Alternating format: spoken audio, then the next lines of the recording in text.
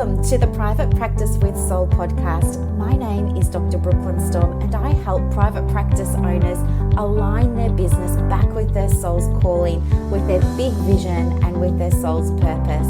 Unlike other private practice coaches, I've traveled the world in search of spiritual resources, spiritual tools, education and information so that you can have the transformation that your soul desires and needs so that you can up-level your business. How much fun is this? I love it so much. Guys, if you're not already a member of the Private Practice Monthly Mentorship Group, please check out the show notes. I would love for you to be there. In the meantime, thank you so much for pushing play today. Let's begin. Good morning, everybody. Welcome to another episode of the Private Practice with Soul podcast. I'm your host, Dr. Brooklyn Storm. Thank you so much for pushing play on another episode. I love doing these. And just before I get started, you know what? It's 20 to 9 right now. And normally I get up at 7. But this morning I thought, no, I'm going to hit snooze, which didn't really mean that I was snoozing. It meant that I was in bed looking at my Instagram for 20 minutes. And then I got up, put the coffee on, put the heater on, all of that sort of stuff. It was so cold here this morning and we had so much fog, which is kind of cool because I love the mist, but also I know it's going to be a really beautiful day later on once the mist lifts.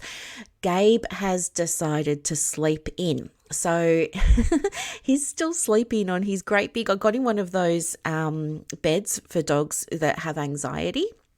That's a whole other story. But anyway, and so it's like really deep and it's really supportive and it's really fluffy and plush and everything. He likes to tell me that he doesn't really like it. But every now and again, I see that he sneaks in there and has a little snuggle. So he's in there at the moment and I've covered him up with a little bunny rug. So he'll be lovely and warm, but he may pop out. So if you hear a bang, it's probably Gabe coming through the door because he likes to kick it open to let me know he's up. So don't panic. It's just Gabe. So I wanted to talk with you today about managing your energy and managing your diary in private practice, because again, this is something that is a little bit of a theme at the moment, maybe because it's the seasons, or maybe it's because here in Australia, it's getting a little bit darker and the days are getting a little bit shorter. But you know, there's definitely something coming through at the moment with people saying, how can I manage my time? I just feel like I'm doing all the things and, you know, I'm exhausted. So I hear you. Yes, I hear you. I've been there too. So I want to share with you some tips today. So maybe grab your podcast journal, grab your pen and take some notes as we go along. I'll give you a few prompts that you can use. Otherwise, just enjoy, just listen and enjoy. Okay, so I think the first thing to really touch on here is, how does a diary get to be so chaotic in the first place? I can remember when I was first starting, my diary was so full of, you know, it was people who booked in for appointments. You might remember I was at the medical center, bulk billing, and I had like 12 to 14 booked in a day in the hope that 6 or 8 might turn up. But then I was going home, and instead of being able to go to, so I was practicing Kung Fu. I really loved Wushu, and I was going to Wushu 3 nights a week. I was also going to ballroom dancing 3 nights a week. And what ended up happening was, over time, I started not going to, like, I would drop one day of Wushu, and then I was dropping one day of ballroom dancing, and then I was dropping another day of Wushu and another day of ballroom dancing, because number one, I just had so much admin to do, and number two, I had no energy at all. And so I absolutely get what it's like. And then opening up the diary on weekends as well to try and capture clients who I couldn't see during the week, and also to ensure not only that I was helping people and being available and, you know, accommodating their needs, but also to make sure that the business could stay afloat. Like, I needed to capture people after hours and on Saturdays, because as you know, they were the busiest times. So my days and my weeks started to become dictated by my diary. And, you know, I'd wake up in the mornings and I would just, you know, jump out of bed, get changed. I would go to McDonald's, get a coffee and a sausage and egg McMuffin or whatever it was, and I would just drive down to work. And it was dark when I'd leave the house, and then when I would finish work, it was dark when I was coming home, and I was stopping off at Red Rooster, and I was getting like, the veggie pack and the half a chicken and stuff like that, and eating it when I got home in front of the computer while I was trying to do notes. So I think what happens, and I know I'm not the only one here, but what happens is if you don't have, what I didn't have was a plan, and what I didn't have was any structure. Okay, I know that now, but at the time I was just starting out, and I thought I was doing all the right things, making myself be available. And, I just thought this was business, this was private practice. And I also felt that because I was exhausting myself, that I was doing it the right way. In my head, that I had something about, hard work's going to pay off, and this is just what's required when you run a business. But it's actually, what I know now is the opposite is true. And it took me a while to get on board with that new way of thinking. It took me many years, actually, because it was so ingrained in me that you have to work hard to get ahead. And so, I just took it at face value, and I just showed up, and I dealt with it. I don't know, maybe it's having German genes in my DNA, but that allowed me to be so efficient. But I also understand not everybody can sustain that, and I certainly couldn't sustain that. So what ended up changing things for me was not supervision and not coaching.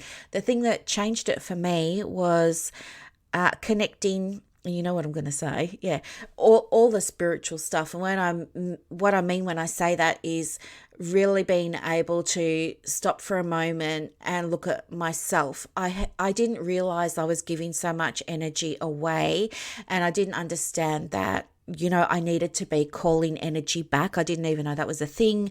I didn't understand that I was leaking energy. I didn't know that was a thing. So when I started learning more about spiritual practices, and my mind started to become more aware of these things that were possibly happening for me, that kind of all started to make sense. I was interested in spirituality, and then I was interested in all these new ideas that I was learning about, and they made sense to me at that time.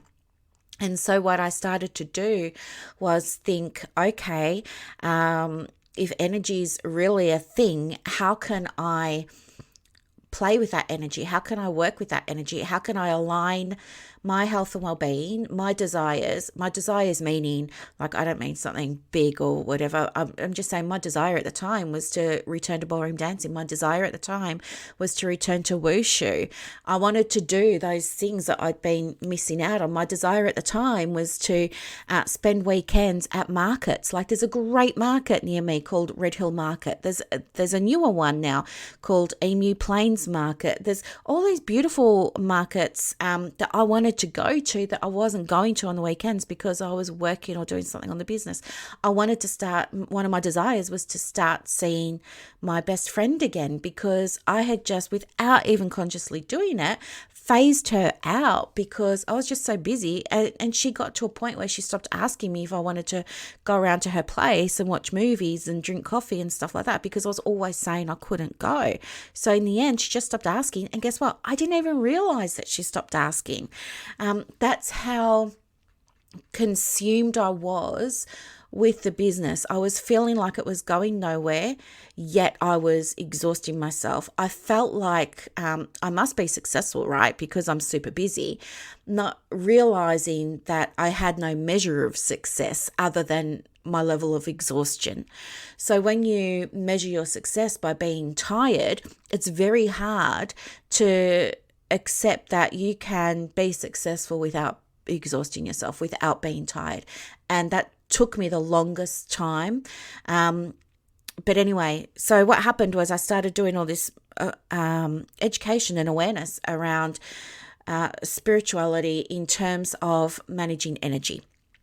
And I thought, I'm going to have a go at updating my diary. And it was so scary. I can remember because I had clients booked in like weeks ahead. And I kind of wanted to start it like from Monday, but I knew I couldn't. So I had to start it like 2 or 3 months out. And I can remember sitting in front of my practice management software, which I use Halaxy. And I was sitting there and I just remembered like thinking to myself, yikes, I can't believe I'm doing this. And I closed off afternoons, and it kind of felt scary, but it kind of felt good. And then part of me was panicking, having a panic attack, thinking to myself, oh my gosh, how am I going to make the money that I need to make if I'm only working half the hours? So that kind of set in. And then I decided maybe I'll just start by, instead of stopping working or every afternoon, maybe I'll just cut back 2 afternoons and, one morning. And so I started chopping and changing with my diary because I wanted to find what was going to work best for me. Anyway, after lots of chopping and changing, what I realized was I really love being productive and working with my clients in mornings because I love having the afternoons to myself. It was just something that I checked in with my body, I checked in with my energy, and that was what came through. And I thought, do you know what? If I can be on for my clients and give them the absolute best level of care and support and information and service in the mornings, then that's what I'm going to do because I have a responsibility. They're trusting me to support them, and it doesn't feel right to me. It doesn't feel an integrity for me to see somebody at 5 o'clock when I'm exhausted, or, in the evening when I'm exhausted. It makes more sense for me to see 3 people in the morning, 9, 10, and 11. I can be on. I can give them my absolute best. And then when I don't need that same level of energy, I can then go in the afternoon and do the creative things. I can tinker with a website, I can write copy, I can plan the next podcast, I can do all those sorts of beautiful things that don't require me to be alert, switched on, stuff like that. Which, side note, you will notice that because of the way my brain works and because I get in flow sometimes, you will notice that sometimes when I send out an email to you or when I put a post up, it's got a typo or something like that. And I just want to take a moment to say thank you so much for overlooking it. And thank you so much for allowing me to be okay within myself with embracing imperfect action. I'm not one that's going to sit there and make my post perfect. I get in the mood to do it and to share something with you, and I just want to get it out there. And I do give it a quick check, but sometimes my eyes don't pick up on things because I'm more of a big picture person than a details person. So anyway, thank you for that. But anyway, I want to give you some strategies that you can use that I know now that I wish I knew when I was first starting, because I think that they're really, really, really going to help you. One of the things I do now at the start of every single year, just before actually, I do it in November because clients book out, right? So I do it in November every year for the upcoming year. And I love it so much. I jump into the following year's diary and I go and block out 4 weeks of holidays, okay? So I know on average we have about 6 weeks with all the public holidays, and that works really well for me. What I do is instead of taking a big block, I make sure every quarter I take the last week off. I'm not available for clients. I'm not doing sessions. I'm not writing emails. I'm not working on my website. I do run, as you know, a few Facebook groups and stuff like that. I will check in on them. But by and large, I just let people know, hey, I'm not available this week. If you need something, let me know beforehand. And do you know what? Because I get to work with my dreamiest clients, I can say to them, I'm taking this week off. I'm going to disconnect, recharge, refuel, da-da-da-da-da. And my clients support me with that. Nobody said, oh, but I really need you and da-da-da-da. Everybody says, yes, we get it. Go and take care of yourself. Enjoy your downtime. Post a picture of the crystal that you buy, stuff like that. And so I do that.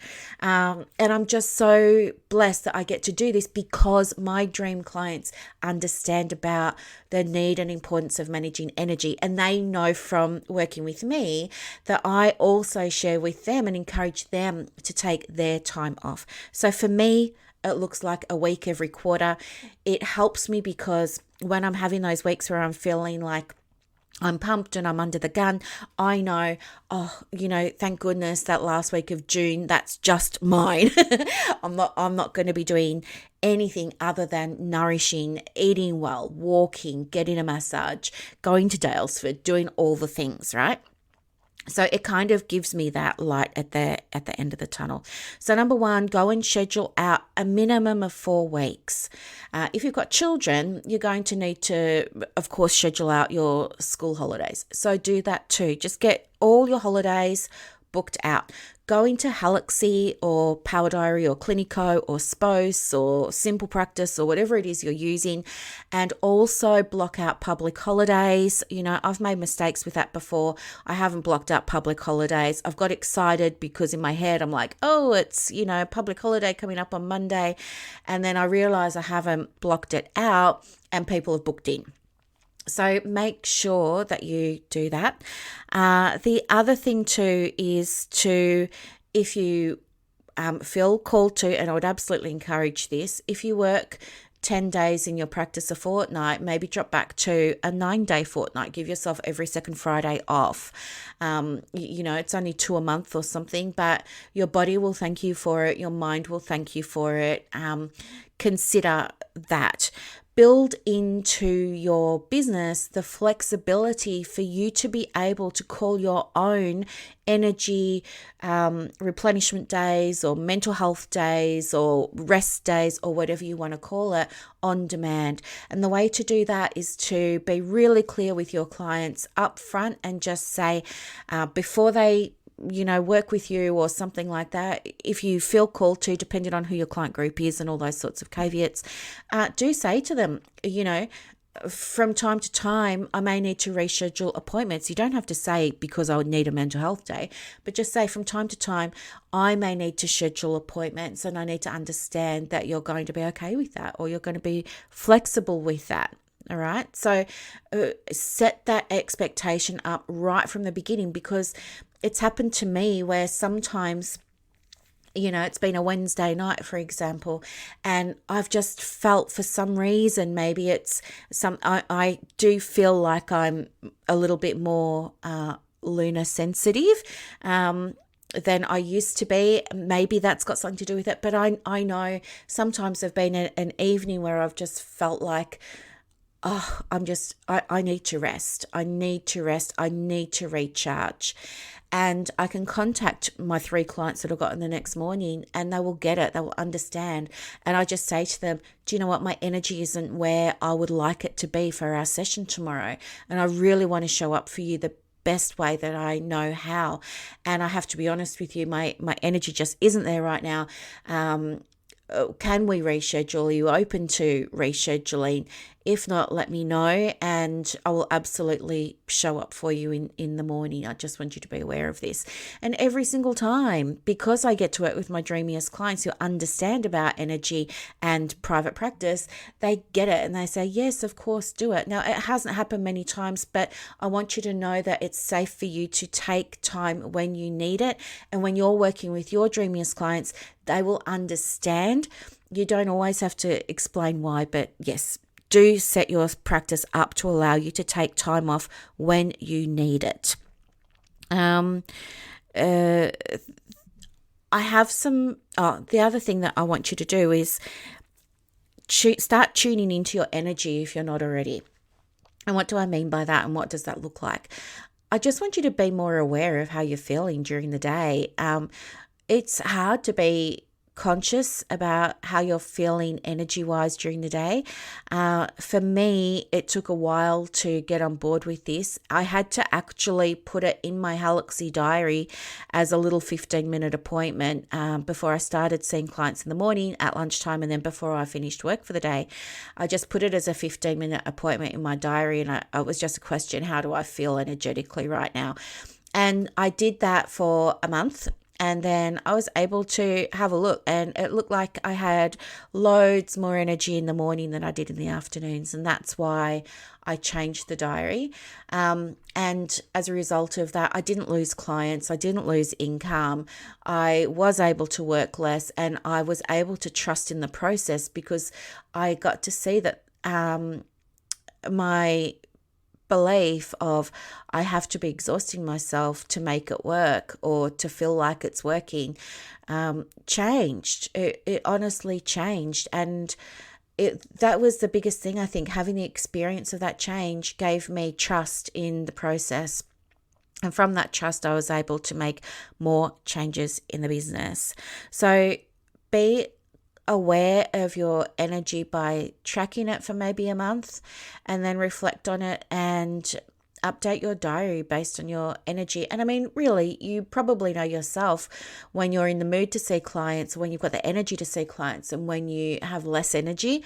And maybe in those times of less energy, you could allocate your admin, so you've got the time there without the pressure to do that report or to update those notes or whatever it's going to look like for you. The other thing that's really important as well is to be aware of the activities, people, places, and things that influence your energy one way or another. And by this, I mean, when you're feeling really light and happy and things are in flow and they're going really easily, think about what was happening at the time, because it's possible that whatever was happening then triggered this flow state for you. And we want you to be able to be consciously aware of that so you can tap into it and cultivate it more. The other thing is to be aware, of course, of the flip side of things that absorb your energy and perhaps don't give it back. And this can be people, places, or things as well. And I want you to think about how could you manage that differently moving forward. For me, it was about boundaries. And even as you know, I'm a carer for a family member, for my mum. And you know what? Nobody teaches you how to be a carer. And I love my mum to bits, but I have to put boundaries around that side of my life as well so that I can do the very best that I can for my business, because this business is, I'm the breadwinner, right?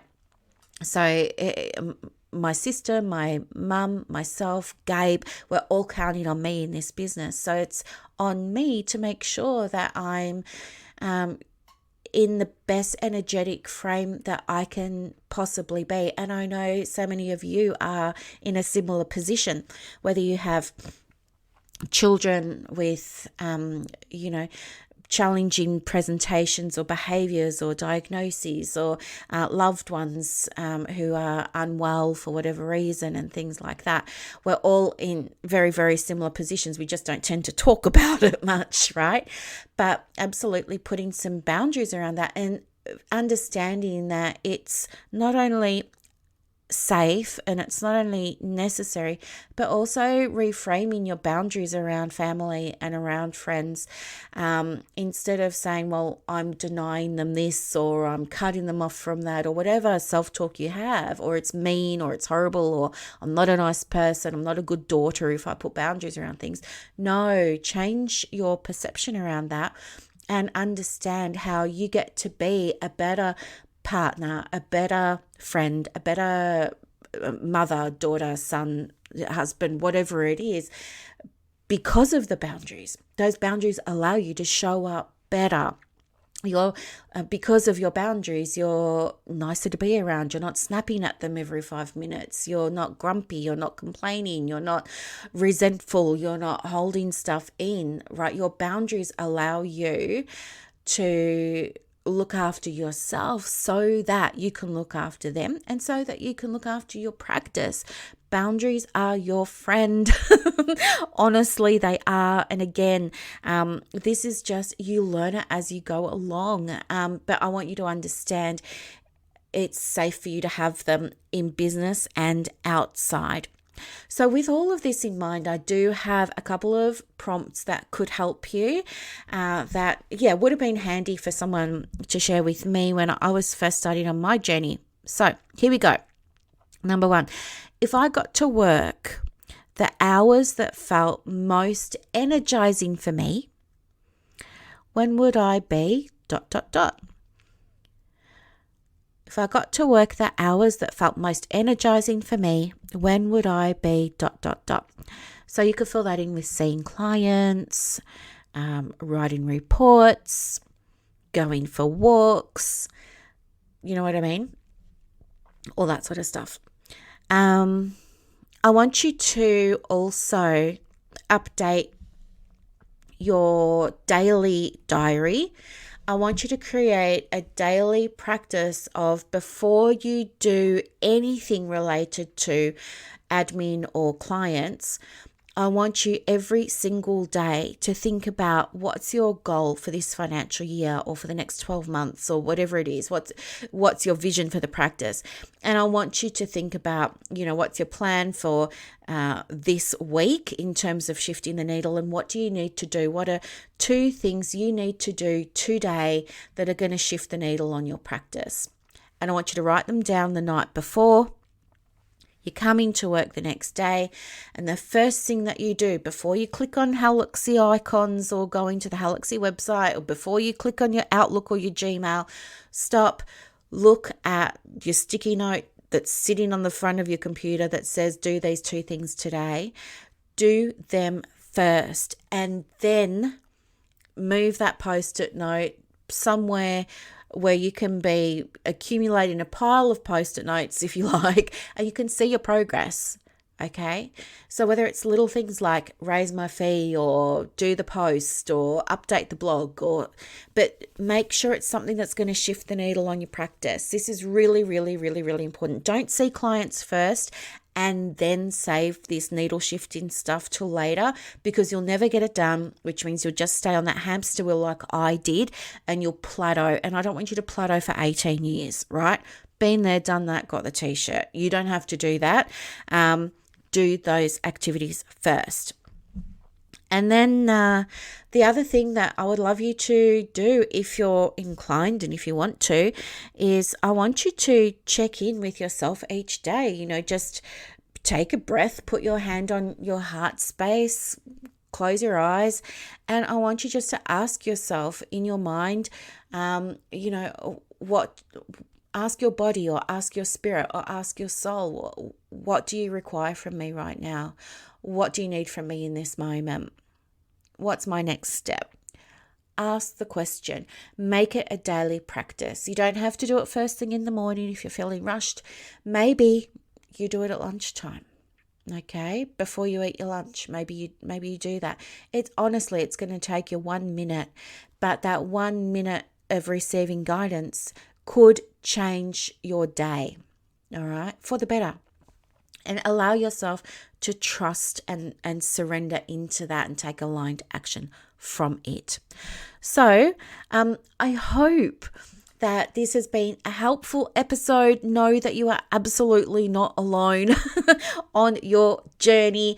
You've absolutely got this. You can absolutely do it. You are amazing for even thinking about having a private practice and working with people. But you know what? We need to make sure that you're looked after first, so that you can look after all the people and do all the things.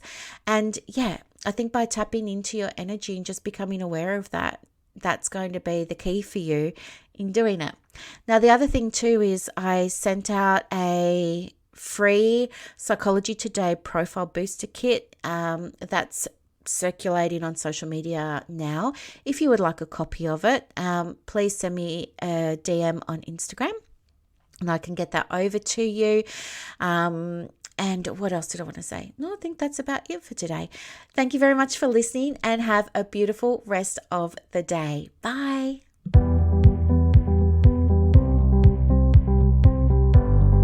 Thank you so much for listening to this episode of the Private Practice with Soul podcast today. If you're looking for clarity, if you need help with branding, your processes, and bringing everything into alignment with your soul's purpose for your private practice, head to the show notes and click the link for more information about the Private Practice Monthly Mentorship Group. You are going to love it. I Can't wait to see you in there. Thanks so much for listening. Bye.